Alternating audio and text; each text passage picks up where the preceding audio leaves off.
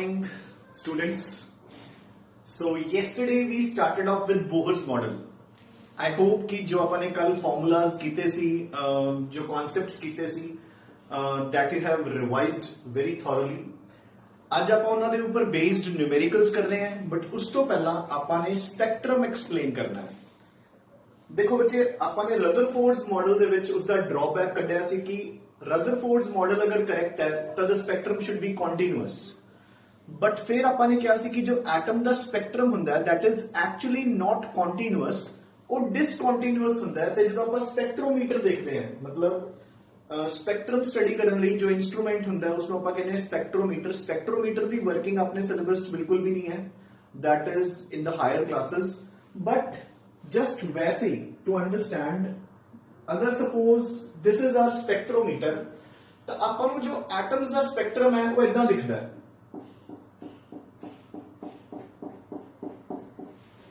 मतलब in the form of a large number of discrete lines. In the form of a large number of discrete lines. हुन बच्चे first of all कि spectrum बनता क्यों है? So देखो, आपा ने कल की कीता. So पहला आपा ने कीती सी Planck's quantum theory. Planck's quantum theory च आपा ने कहा सी कि ਜਦੋਂ ਕੋਈ ਵੀ એનર્ਜੀ ਰਿਲੀਜ਼ ਹੁੰਦੀ ਹੈ that is visible to us in the form of light of definite wavelength. Formula ਸੀਗਾ E is equal to hc by lambda. ਹੁਣ ਐਟਮ ਦੇ ਵਿੱਚ ਵੀ ਸਪੈਕਟਰਮ ਕਿਉਂ ਬਣਦਾ ਹੈ? ਕਿਉਂਕਿ ਆਪਾਂ ਇਲੈਕਟ੍ਰੋਨਸ ਨੂੰ એનર્ਜੀ ਦੇ ਕੇ ਐਕਸਾਈਟ ਕਰਕੇ ਹਾਇਰ ਸ਼ੈਲ ਤੇ ਪਹੁੰਚਾ ਦਿੰਦੇ ਆ, ਬਟ ਅਨਸਟੇਬਲ ਹੋਣ ਕਰਕੇ ਜਦੋਂ ਉਹ ਸਟੇਬਲ ਹੋਣ ਲਈ ਵਾਪਸ ਆਉਂਦਾ ਹੈ ਤਾਂ ਉਹ ਓਨੀ એનર્ਜੀ ਐਮਿਟ ਕਰ ਦਿੰਦਾ ਹੈ. ਤੇ ਜਿਹੜੀ ਉਹ એનર્ਜੀ ਐਮਿਟ ਕਰਦਾ ਹੈ ਉਹ in the form of wavelength ਜਦੋਂ ਬਾਹਰ ਨਿਕਲਦੀ ਹੈ ਤਾਂ ਆਪਣੇ ਕੋਲ ਲਾਈਨਸ ਬਣ ਜਾਂਦੀਆਂ of definite wavelengths. particular wavelength ਦੀਆਂ ਲਾਈਨਸ ਬਣ ਜਾਂਦੀਆਂ according to the formula E is equal to hc by lambda. ਦੇਖੋ ਹੁਣ ਕੱਲ ਆਪਾਂ ਨੇ ਕੀ ਕੀਤਾ ਸੀ ਕਿ ਪਹਿਲੇ ਸ਼ੈਲ ਦੀ એનર્ਜੀ ਹੁੰਦੀ ਹੈ -1312, ਦੂਸਰੇ ਸ਼ੈਲ ਦੀ એનર્ਜੀ ਹੁੰਦੀ ਹੈ ਬੱਚੇ -328. ਤਾਂ ਦੋਨਾਂ ਦੇ ਵਿੱਚ ਗੈਪ डेल्टा E कितना होया, इस चो अपन यहां माइनस करता तो आया सी 984 किलो जूल्स पर मोल. हुन इस नु अगर तुसी एनर्जी ही तो है ना बच्चे, जेडी एनर्जी बाहर निकल रही है, इस एनर्जी नु तुसी इक्वेट कर दो बाय hc by lambda. जदों hc by lambda दे नाल इक्वेट कर दोगे तो ऑफ कोर्स अपने कोल लैम्डा यानी कि वेवलेंथ निकल आएगी. सो ਉਹੀ ਵੇਵਲੈਂਥ ਦੀ ਲਾਈਟ ਆਪਾਂ ਨੂੰ ਸਪੈਕਟ੍ਰੋਮੀਟਰ ਦੇ ਵਿੱਚ ਇਨ ਦ ਫਾਰਮ ਆਫ ਲਾਈਨਸ ਦਿਖਦੀ ਹੈ, ਡਿਸਕ੍ਰੀਟ ਲਾਈਨਸ. ਤੇ ਆਪਾਂ ਨੇ ਇਹ ਵੀ ਕੀਤਾ ਸੀ ਕੱਲ ਕਿ ਡਿਸਕ੍ਰੀਟ ਲਾਈਨਸ ਅਲੱਗ-ਅਲੱਗ ਲਾਈਨਸ ਕਿਉਂ ਬਣਦੀਆਂ? ਕਿਉਂਕਿ એનર્ਜੀ ਲਗਾਤਾਰ ਨਹੀਂ ਰਿਲੀਜ਼ ਹੁੰਦੀ, ਇੱਕ ਝਟਕੇ 'ਚ ਰਿਲੀਜ਼ ਹੁੰਦੀ ਹੈ. ਜਦੋਂ ਇਲੈਕਟ੍ਰੋਨ ਜੰਪ ਮਾਰਦਾ ਹੈ ਇਕੱਠੀ ਰਿਲੀਜ਼ ਹੁੰਦੀ ਹੈ. ਸੋ ਹੁਣ ਦੇਖੋ ਬੱਚੇ, ਸੋ ਹੁਣ ਜਿਹੜਾ ਮੈਂ ਤੁਹਾਨੂੰ ਇਹ ਕਿਹਾ ਕਿ ਸਪੈਕਟ੍ਰੋਮੀਟਰ ਦੇ ਵਿੱਚ there are large number of lines. ਤਾਂ ਹੁਣ ਦੇਖੋ ਸਪੋਜ਼ ਆਪਾਂ ਨੇ ਇੱਕ ਸੈਂਪਲ ਆਫ ਹਾਈਡਰੋਜਨ ਸਪੈਕਟ੍ਰੋਮੀਟਰ ਦੇ ਵਿੱਚ ਇੰਟਰੋਡਿਊਸ ਕਰਤਾ ਤੇ ਉਸ ਨੂੰ એનર્ਜੀ ਦੇਤੀ. ਹੁਣ ਬੱਚੇ ਇੱਕ ਸੈਂਪਲ ਦੇ ਵਿੱਚ ਬਹੁਤ ਸਾਰੇ ਐਟਮਸ ਹੋਣਗੇ. ਮੋਲ ਕਨਸੈਪਟ ਤਾਂ ਇਹ ਕਹਿੰਦਾ ਕਿ ਅਗਰ ਤੁਸੀਂ 1 ਗ੍ਰਾਮ ਲਓਗੇ ਤਾਂ ਉਹਦੇ ਵਿੱਚ ਕਿੰਨੇ ਐਟਮਸ ਹੋਣਗੇ? 6.02 into 10 raised to power 23. ਬਹੁਤ ਸਾਰੇ ਐਟਮਸ. ਸੋ ਕੰਸੀਡਰ ਕਰੋ ਕਿ ਇੱਕ ਸੈਂਪਲ ਦੇ ਹਾਈਡਰੋਜਨ ਐਟਮ ਦੇ ਵਿੱਚ ਬਹੁਤ ਸਾਰੇ ਐਟਮਸ ਹੈ, millions, billions and trillions of atoms, उस तो भी ज्यादा in fact. So देखो अपने पास there are a large number of atoms. So अपन ने बहुत सारे atoms draw कर लिए थे just to understand the concept कि अपने कोल इन्नियां ज्यादा spectral lines क्यों बनती हैं. So which there are large number of atoms. ਹੁਣ ਤੁਸੀਂ ਕੀ ਕੀਤਾ? ਤੁਸੀਂ એનર્ਜੀ ਇੰਟਰੋਡਿਊਸ ਕੀਤੀ ਇਹਨਾਂ ਨੂੰ ਐਕਸਾਈਟ ਕਰਨ ਲਈ. ਦੇਖੋ ਹਾਈਡਰੋਜਨ ਦਾ ਐਟਮ ਹੈ ਤਾਂ ਸਭ ਦੇ ਇਲੈਕਟ੍ਰੋਨਸ ਕਿੱਥੇ ਪਏ ਨੇ? ਪਹਿਲੇ ਸ਼ੈਲ 'ਚ. ਸੋ ਹਰ ਇੱਕ ਦਾ ਇਲੈਕਟ੍ਰੋਨ ਫਰਸਟ ਸ਼ੈਲ ਦੇ ਵਿੱਚ ਹੀ ਪਿਆ. ਸਭ ਦੇ ਕੋਲ ਇੱਕ ਇਲੈਕਟ੍ਰੋਨ ਹੈ originally ਤੇ ਉਹ ਫਰਸਟ ਸ਼ੈਲ ਦੇ ਵਿੱਚ ਹੀ ਹੈ.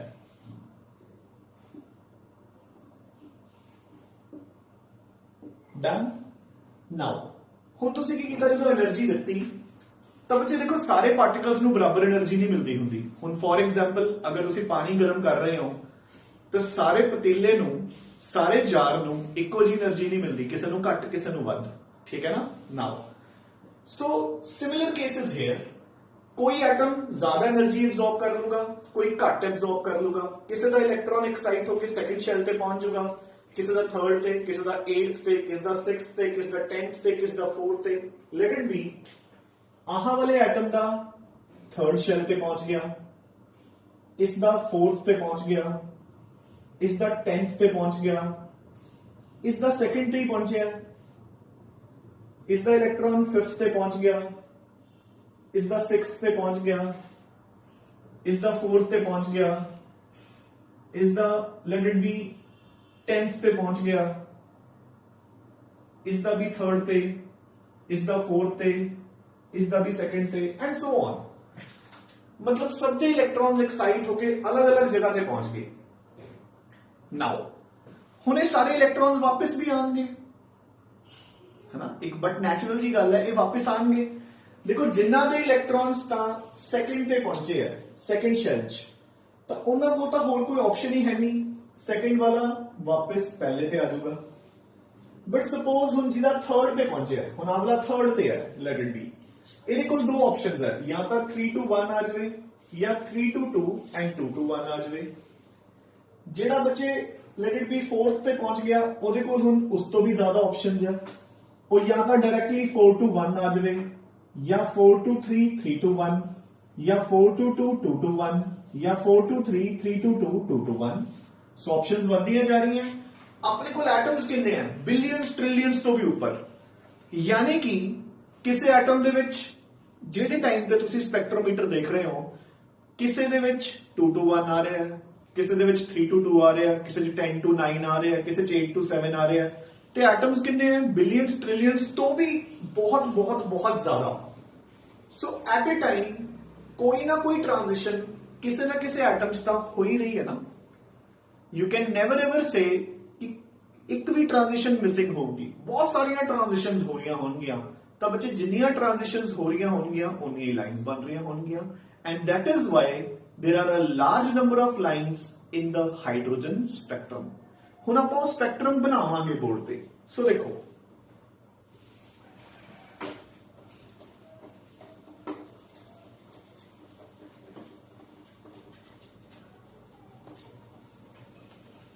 सो हुण बच्चे मैं उस स्पेक्ट्रम बोर्ड ते बना रहे हैं, इसनूं ध्यान नाल करना है, इट इज वेरी इंपॉर्टेंट।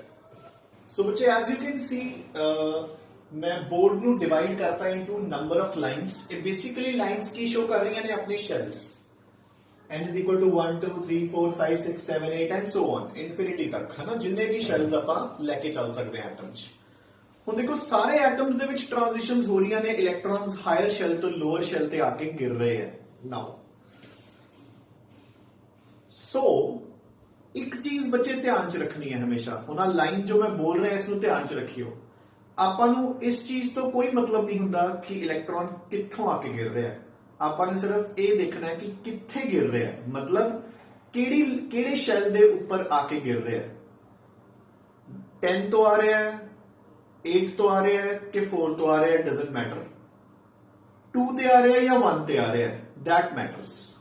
चलो हौली हौली समझ आओगा। हुण मैं दसदा, पहला तो देखो कि जिन्ने भी इलेक्ट्रॉन्स जिन्ने भी एटम्स पहले शेल ते आके गिर रहे हैं, वो कित्थों गिर सकते हैं, मिनिमम सेकंड शेल तो। सो लेट इट बी कोई इलेक्ट्रॉन सेकंड शेल तो नीचे आके गिर रहा है, तो आपां इदां दी लाइन दिखोगी ट्रांजिशन दी लाइन।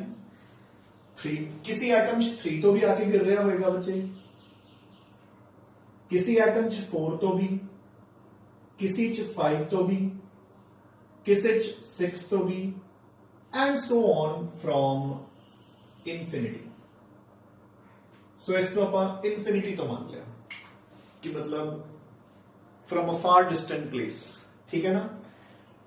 सो ਜਿਹੜੀਆਂ ਇਹ सीरीज ऑफ लाइंस बननगियां ਜਦੋਂ एक इलेक्ट्रॉन पहले शेल ਤੇ आके गिरेगा, these lines are called Lyman series of line, LYMAN, Lyman series of line, and ਇਹ ਲਾਈਨਸ ਬਣਦੀਆਂ ਨੇ UV ਰੀਜਨ ਦੇ ਵਿੱਚ, ਅਲਟਰਾਵਾਇਲਟ ਰੀਜਨ ਦੇ ਵਿੱਚ, ਯਾਨੀ ਕਿ ਜਿਹੜੀ ਇਹਨਾਂ ਦੀ ਵੇਵਲੈਂਥ ਹੋਏਗੀ ਉਹ ਆਪਣੀ ਵਿਜ਼ੀਬਲ ਰੇਂਜ ਤੋਂ ਘੱਟ ਹੋਏਗੀ, यानी कि ਜਦੋਂ ਕੋਈ ਵੀ ਇਲੈਕਟ੍ਰੋਨ ਪਹਿਲੇ ਸ਼ੈਲ ਤੇ ਆ ਕੇ ਗਿਰ ਰਿਹਾ ਹੈ ਉਹ ਆਪਾਂ ਨੂੰ ਜਿਹੜੀ ਟ੍ਰਾਂਜੀਸ਼ਨ ਹੋਏਗੀ ਉਹਦੀ ਲਾਈਨ ਆਪਾਂ ਨੂੰ ਦਿਖਾਈ ਨਹੀਂ ਦੇਗੀ ਕਿਉਂਕਿ ਉਹ ਆਪਣੀ ਵਿਜ਼ੀਬਲ ਰੇਂਜ ਤੋਂ ਬਾਹਰ ਹੈ।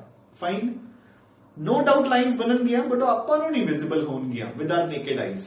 ਨਾਓ ਹੁਣ ਜਦੋਂ ਜਿਹੜੇ ਐਟਮਸ ਦੇ ਵਿੱਚ ਇਲੈਕਟ੍ਰੋਨ ਸੈਕੰਡ ਸ਼ੈਲ ਤੇ ਆ ਕੇ ਗਿਰ ਰਹੇ ਨੇ ਹਨਾ, ਉਹ ਕਿੱਥੋਂ ਆ ਕੇ ਗਿਰ ਰਹੇ ਨੇ? ਮਿਨੀਮਮ ਥਰਡ ਤੋਂ। ਸੋ ਮਿਨੀਮਮ ਥਰਡ 4 ਤੋਂ ਵੀ ਗਿਰ ਸਕਦੇ ਆ, 5 ਤੋਂ ਵੀ ਆ ਸਕਦਾ ਹੈ, ਕਿਸੇ ਐਟਮ ਚ 6 ਤੋਂ ਆ ਰਿਹਾ ਹੋਏਗਾ ਐਂਡ ਸੋ ਔਨ 7 8 9 10 ਇਨਫਿनिटी। जो a series of lines बनिया ने, these series of lines are called Balmer. These are called Balmer series of lines and a बनदियां ने बच्चे visible region ਦੇ ਵਿੱਚ, यानी कि ਜਦੋਂ ਕੋਈ ਵੀ ਇਲੈਕਟ੍ਰੋਨ ਸੈਕੰਡ ਸ਼ੈਲ ਤੇ ਆ ਕੇ ਗਿਰ ਰਿਹਾ ਹੋਏਗਾ ਤਾਂ ਜਿਹੜੇ ਕਲਰਸ ਬਣਨਗੇ ਉਹ ਆਪਾਂ ਨੂੰ ਦਿਖਾਈ ਦੇਣਗੇ ਕਿਉਂਕਿ ਉਹ ਆਪਣੀ ਵਿਜ਼ੀਬਲ ਰੀਜਨ ਦੇ ਵਿੱਚ ਹੈ। You getting a point? Now जिन्ने भी इलेक्ट्रॉन्स थर्ड ते आके गिर रहे हैं उन्हां दी पॉसिबिलिटीज की है, या तो फोर्थ तो या 5 तो या 6 तो या 7 तो and so on from infinity. जिहड़ियां ए सीरीज ऑफ लाइंस ने these are called Paschen series of lines. Lyman, Balmer, Paschen, PASCHEN, Paschen series of lines. ਜਦੋਂ फोर्थ शैल ਤੇ ਇਲੈਕਟ੍ਰॉन्स गिरनगे तो मिनिमम 5th ਤੋਂ गिरनगे, 6 ਤੋਂ ਵੀ ਆ ਸਕਦੇ ਹੈ, 7 ਤੋਂ ਵੀ ਆ ਸਕਦੇ ਹੈ ਐਂਡ ਸੋ ਔਨ। ਇਹਨਾਂ ਨੂੰ ਆਪਾਂ ਕਹਿੰਦੇ ਆ ਬੱਚੇ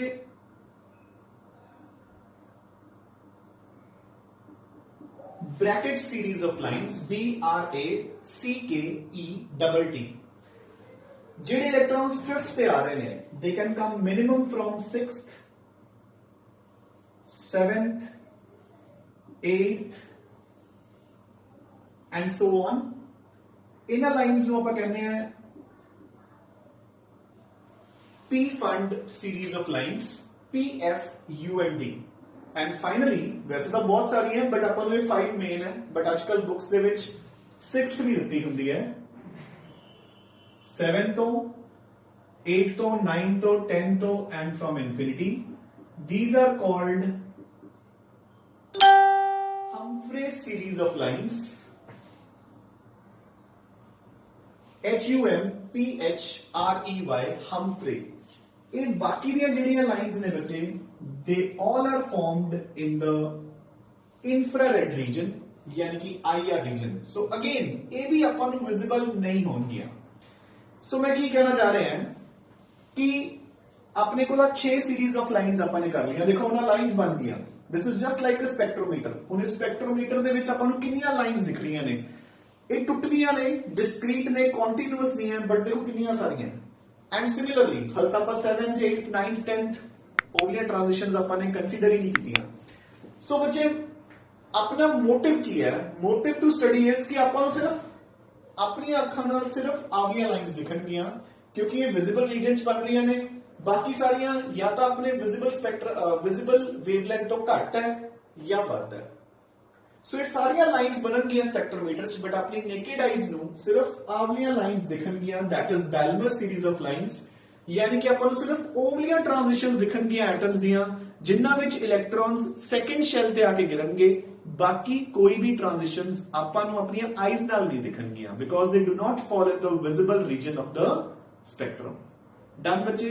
सो दिस इज द रीजन कि अपने कोल इन्नियां सारियां डिस्क्रीट लाइंस एटॉमिक स्पेक्ट्रम दे विच क्यों बन रही हैं। Done? So we'll get back to our formulas of Bohr's model. Before this तुसी ये लाइंस दा क्वेश्चन चंगी तरह कर लेना है, ठीक है ना?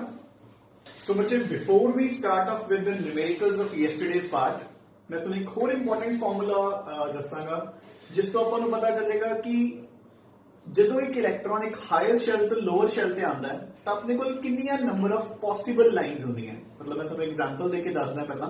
ਸੋ ਦੇਖੋ ਫॉर एग्जांपल अपने कोल ਆਪਾਂ ਹਾਈਡਰੋਜਨ ਦਾ ਇੱਕ ਐਟਮ ਜੋ ਹੈ ਉਹ ਫਰਸਟ ਸ਼ੈਲ ਤੋਂ ਐਕਸਾਈਟ ਕਰਕੇ ਆਪਾਂ ਸ਼ੈਲ ਨੰਬਰ 4 ਤੇ ਲਗੇ। ਹੁਣ ਜਦੋਂ ਉਹ ਵਾਪਸ ਆਊਗਾ ਤਾਂ ਆਪਣੇ ਕੋਲ ਸਪੈਕਟ੍ਰੋਮੀਟਰ 'ਚ ਕਿੰਨੀਆਂ ਲਾਈਨਸ ਬਣਨਗੀਆਂ? ਦੇਖੋ let it be this is our spectrometer, this is our spectrometer. पहली option 4 to 1। So first option is सीधा चौथे तो पहले शैल ते तो अपने को एक स्पेक्ट्रल लाइन बनेगी कॉरेस्पॉन्डिंग टू सिर्फ एक लाइन पॉसिबल है। सो 4 to 1 getting a point.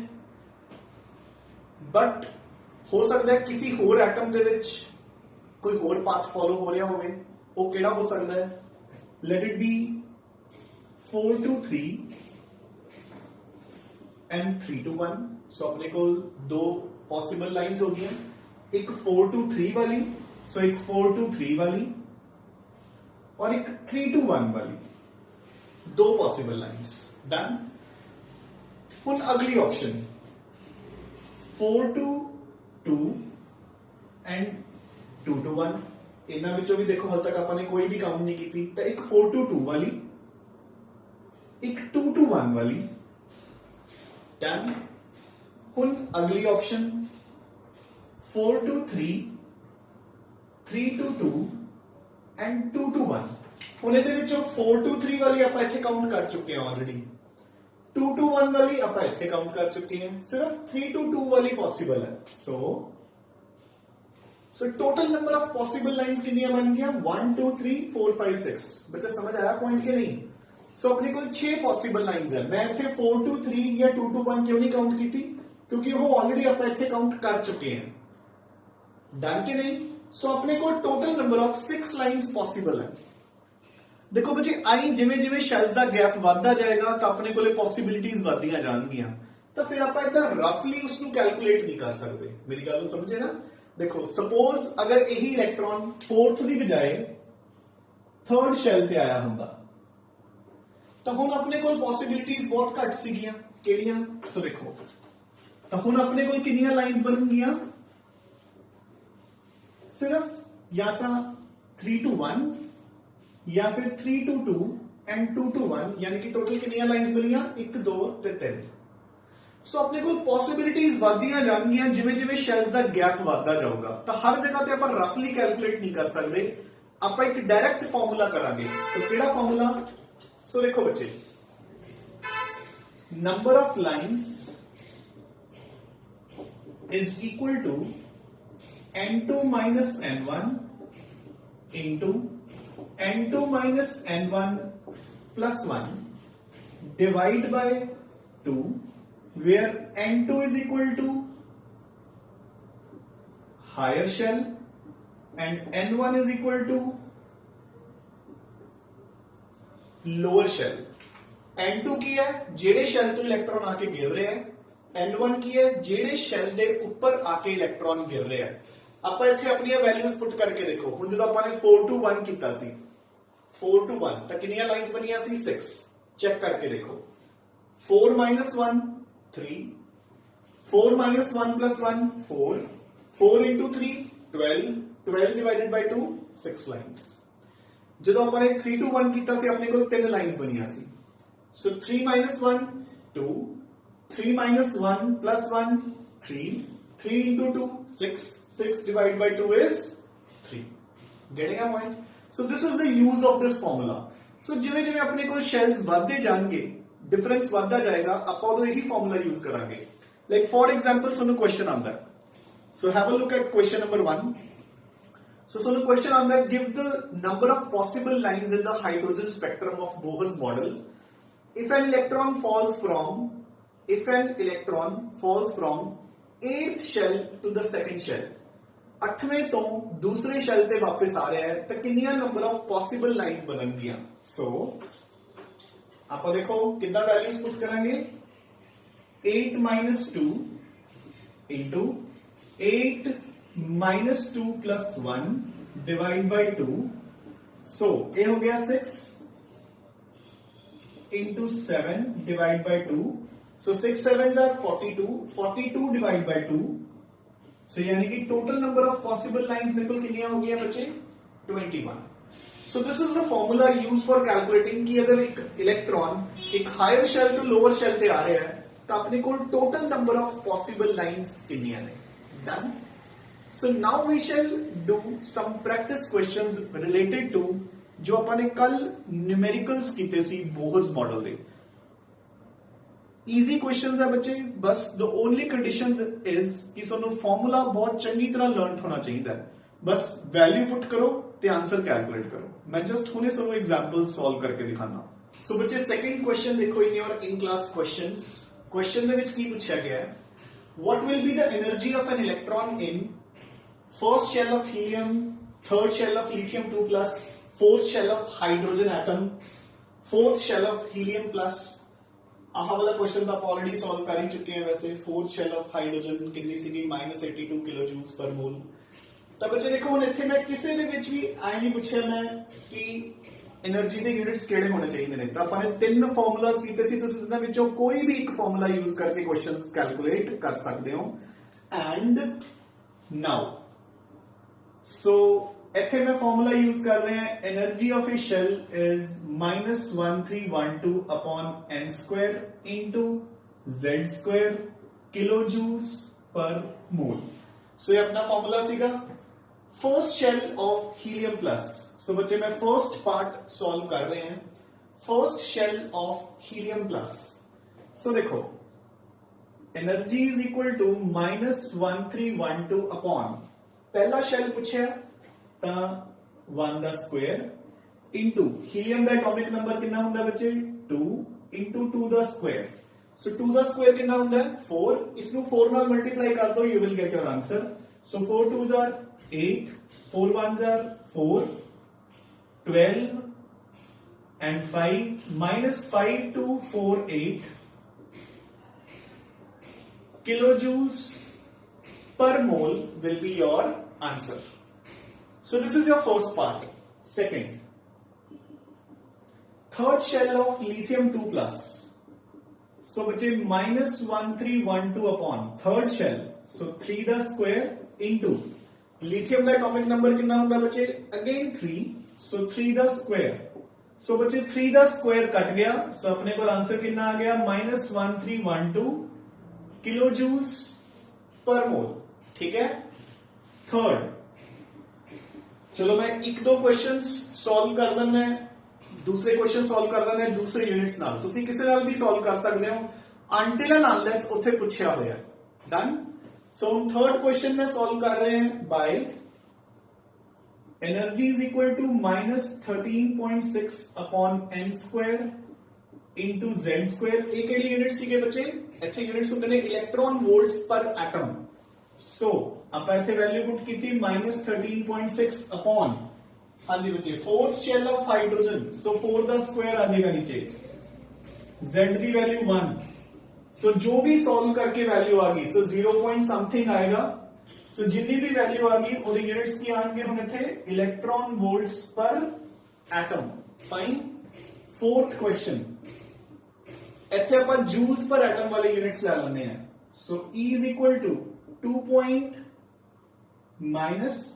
2.18 into 10 raised -18 upon n square into z square joules per atom इतने वाले यूनिट्स है सो मैं वैल्यूज पुट कर रहे हैं -2.18 into 10 raised -18 upon n square fourth shell of helium है बच्चे सो नीचे आ जाएगा 4 का square helium plus atomic number is 2 so ऊपर आ जाएगा 2 द स्क्वायर यानी कि 4 से 16 कटे जाएंगे यानी कि नीचे की रह जाएगा 4 सो अपने को आ जाएगा -2.18 इंटू 10 रेज़ -18 अपॉन 4 यानी कि अपने को वैल्यू आ जाएगी 0.45 20 सो 0.54 इंटू 10 रेज़ -18 यानी कि आ गया 5.4 into 10 raise -19 joules per atom so अपन एनर्जी के तीन फॉर्मूलाज कीते सी मैं तीनों फॉर्मूलाज दे नाल सोनो एक एक क्वेश्चन सॉल्व करके दिखाता एक formula was -1312 upon n square into z square kilojoules per mole, -13.6 into z square upon n square electron volts per atom, -2.18 into 10 raised -18 upon n square into z square, अगर units है joules per atom. So this is how to calculate the energy of an electron in a particular shell of hydrogen या hydrogen-like species. So बच्चे, now come on to question number 3. Now we'll do some questions. बिल्कुल वही questions ने, बस energy की बजाय हम अपन ने कैलकुलेट करनी है रेडियस ऑफ द शेल. सो अपना रेडियस द फॉर्मूला की सीगा बच्चे.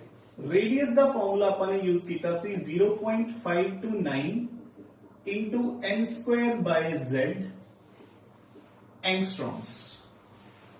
सो ध्यान से ना, नीचे वाले पार्ट्स में चेंज नहीं किए, सिर्फ क्वेश्चन चेंज किया बच्चे.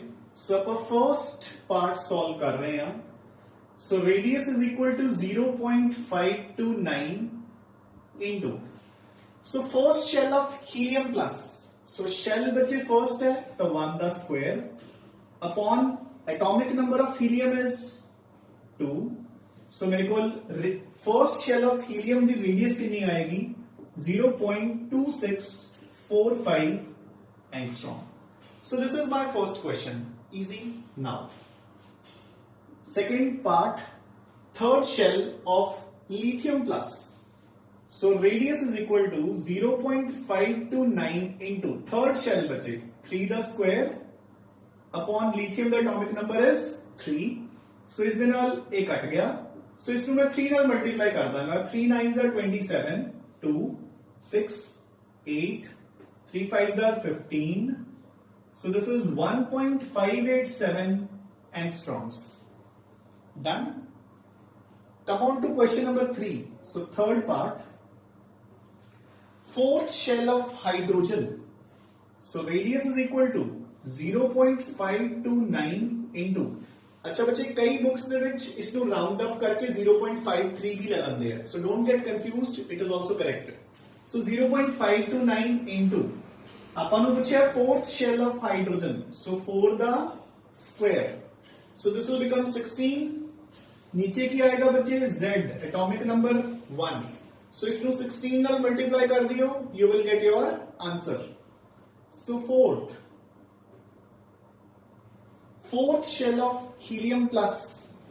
सो 0.529 into fourth shell the square upon helium the atomic number is 2. सो ये आ जाएगा 16 divide by 2 8. So 0.529 into 8. So इसको सॉल्व करके बचे यूनिट्स है एंगस्ट्रॉम. So जितना भी आंसर आ गया, that will be the radius of the fourth shell of helium plus. So this is how to use the formula of radius of a shell for hydrogen या hydrogen-like species. So बच्चे, now come on to question number 4. So question number 4 की है, again ਆਪਾਂ ਇਹਨਾਂ ਸਾਰੇ shells ਦੇ ਵਿੱਚ ਕੀ find out ਕਰਨਾ ਹੈ, what will be the velocity of an electron in the, so the parts will remain the same. ਆਪਾਂ ਨੇ just use of formula ਸਿੱਖਣਾ ਹੈ. So now fourth question ਦੇ ਵਿੱਚ ਆਪਣਾ formula ਜੋ use ਹੋਏਗਾ, that will be velocity of a shell is given by 2.19 into 10 raised to 6 into z upon n meters per second. Fine. ये अपन ने velocity use करनी है बच्चे. Now first part, so velocity in the first shell of helium plus. So 2.19 into 10 raised to 6 upon first shell है बच्चे एक helium plus है, तो इथे की आ जाएगा, एटॉमिक नंबर इज 2. सो इसको डबल कर दो. सो 4.38 into 10 raised to 6 meters per second. सो बच्चे एक इलेक्ट्रॉन जेड़ा कि हीलियम प्लस आयन दे पहले शेल च रिवॉल्व कर रहा है, उसकी वेलोसिटी कितनी होगी 4.38 into 10 raised to 6 meters per second. Similarly आप सेकंड पार्ट पे आ रहे हैं, third shell of lithium 2 plus. So velocity is equal to 2.19 into 10 raised to 6 upon, so बच्चे थर्ड शेल है, so n the value is 3, lithium है तो atomic number is also 3, so 3 ਨਾਲ 3 ਕੱਟ ਜੂਗਾ, so वैल्यू कितनी आ जाएगी 2.19 into 10 raised to 6 meters per second. Come on to the third part, fourth shell of hydrogen. So ਆਪਾਂ ਇੱਥੇ ਕੀ ਪੁੱਟ ਕਰਾਂਗੇ 4, ਇੱਥੇ ਕੀ ਪੁੱਟ ਕਰਾਂਗੇ 1, so velocity 2.19 into 10 raised to 6, so बच्चे n the value fourth shell 4 into z the value atomic number of hydrogen 1, so इसको 4 ਨਾਲ divide कर दो, so value will be 0.519, 4s are 16, 3 zeros, so 0.547 into 10 raised to 6 meters per second. So this is the velocity of an electron in the fourth shell of hydrogen. Now the last part, in the fourth shell of helium plus. So velocity is equal to 2.19 into 10 raised to 6. Shell number is 4. बच्चे helium plus की गल हो रही है, तो atomic number कितना आएगा 2. So 2 and 4 cut के इथे आ गया 2. So the value will be, इसको 2 ਨਾਲ डिवाइड करो, so 1.095 into 10 raised to 6 meters per second. So this is how to use the formula of velocity of an electron in any particular shell of hydrogen या hydrogen like species. सो बच्चे formulas use करने मुश्किल नहीं है, सो मैं readymade सारी values calculate करके देती हूं. फॉर्मूलाज बोहर्स मॉडल ਦੇ मैं अगेन कह रहा कि बहुत कॉम्प्लेक्स ਹੁੰਦੇ ਆ, ਉਹ ਆਪਾਂ ਐਂਡ ਤੇ ਮੈਂ ਤੁਹਾਨੂੰ ਫਾਰਮੂਲਾਜ਼ ਦੱਸਾਂਗਾ, ਬਟ ਕੁਐਸਚਨਸ ਤੁਹਾਨੂੰ ਇਦਾਂ ਹੀ ਆਏਗਾ ਐਗਜ਼ਾਮ 'ਚ, ਥਿਉਰੀ ਵਿੱਚ ਵੀ ਤੇ ਕੰਪੀਟੀਟਿਵ ਐਗਜ਼ਾਮਸ 'ਚ ਵੀ. ਸੋ ਆਪਾਂ ਨੂੰ ਡਾਇਰੈਕਟ ਵੈਲਿਊਜ਼ ਅਗਰ ਲਰਨ ਦੈਟ ਇਟ ਹੈਲਪਸ ਅ ਲੋਟ. ਸਿੱਧਾ ਬਸ ਵੈਲਿਊ ਪੁੱਟ ਕਰਨੀ ਹੈ ਤੇ ਆਨਸਰ कैलकुलेट करना है, ठीक है ना. जस्ट एक फॉर्मूला, एक टाइप ऑफ क्वेश्चंस मैं तुहानू होर करवावांगा and that will be done for today. So बच्चे have a look at question number 5 in your in class questions. The question says how much energy will be released in kilojoules per mole when an atom falls from fourth to the second shell of helium plus ion. So question की पूछा गया है कि जो helium plus के case एक electron चौथे तो सेकंड शेल ते आएगा, 4 टू सेकंड शेल, तो कितनी एनर्जी रिलीज होएगी. सो बच्चे बेसिकली सिर्फ अपन ने पूछा गया कि दोनों शेल्स का एनर्जी का गैप कितना है ना. सो पहला अपन सेकंड शेल की एनर्जी कैलकुलेट करते हैं. हीलियम के सेकंड शेल की एनर्जी फॉर्मूला की सीगा, E is equal to -1312 upon n square into z square kilojoules per mole. So मैं वैल्यू पुट कर रहे हैं -1312 upon सेकंड शेल है बच्चे, so सेकंड दा square into z square. So helium दा एटॉमिक नंबर इज 2, so ये दोनों कट गए. So सेकंड शेल दी एनर्जी आई -1312 kilojoules per mole. डन बच्चे. नाउ हुण मैं फोर्थ शेल की एनर्जी कैलकुलेट कर रहे हैं, -1312 अपॉन 4 द स्क्वायर इंटू 2 द स्क्वायर. शेल नंबर कितना है 4th, क्योंकि फोर्थ शेल तो आके गिर रहे हैं इलेक्ट्रॉन. एटॉमिक नंबर कितना है हीलियम का सेम 2. ये हो गया बच्चे 4 -1312 इंटू 4 अपॉन 16. सो 4 ते 16 कट के कितने आ गए अपने पास 4. सो -1312 अपॉन 4 ये कितना आएगा बच्चे, 4 3s are 12, 1 1. So -328 kilojoules per mole. So second ते फोर्थ शेल की एनर्जीज अपन ने कैलकुलेट कर लिया.